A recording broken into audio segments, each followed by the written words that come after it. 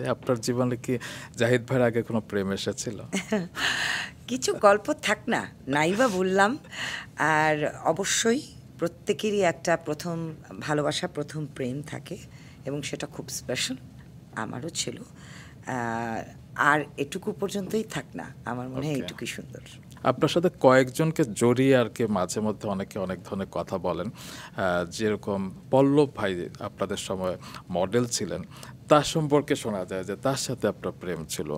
সত্যি? আচ্ছা, পল্লব কিন্তু খুব দুষ্টু স্বভাবের। আমাদের বন্ধু ছিল। আমি আজকে স্ক্রিনের সামনেই বলছি, পল্লব খুব দুষ্টু এবং কথাটা বলে মানুষ তার কারণ হলো, পল্লব এটার কিছুটার জন্য দায়ী।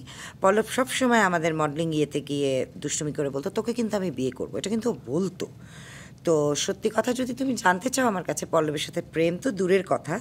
অন্যরকম একটা বন্ধুত্ব আমাদের সবসময় খুব তুই তার মানে তুকারি। একপাক্ষিক প্রেম তো ছিল তার দিক থেকে। আমি সেটাও বলব না। পল্লব এটা দুষ্টুমি করে বলত। আচ্ছা। পল্লব একদমই আমাদের খুবই পরিচিত একজন মানুষের সাথে ওর প্রেম ছিল এবং আমি নাই বা বললাম তার নাম। কিন্তু আমার সাথে কোনোদিন পল্লবের কোনো প্রেমের কোনো সম্পর্কই ছিল না। বরঞ্চ তুমি এভাবে আমাকে আমি বলতে পারি তোমাদেরকে, মিডিয়ার কোনো মানুষ কখনো বলতে পারবে না কারোর সাথে আমার কখনো কোনো প্রেমের বা ভালো লাগার বা ইশারা বা অমুক-তমুক এরকম কোনো সম্পর্ক। আমি পার্সোনালি জানি যে কারোর সাথে আপনার কোনো সেরকম সম্পর্ক ছিল না এবং হয় না মিডিয়াতে আমরা কাস্টিং কাউচের কথা শুনি কিংবা অনেক ধরনের বাঁকা ইঙ্গিতের কথা আপনি বলছিলেন।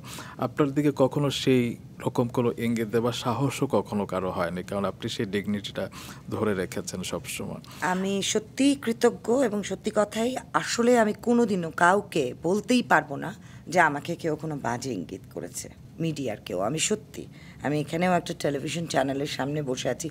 আমি অনেককেই শুনেছি বলতে স্ক্রিনে যে, "আপনাকে কেউ অমুকের প্রস্তাব করেনি, অমুকের প্রস্তাব করে।" হ্যাঁ, বলেছে।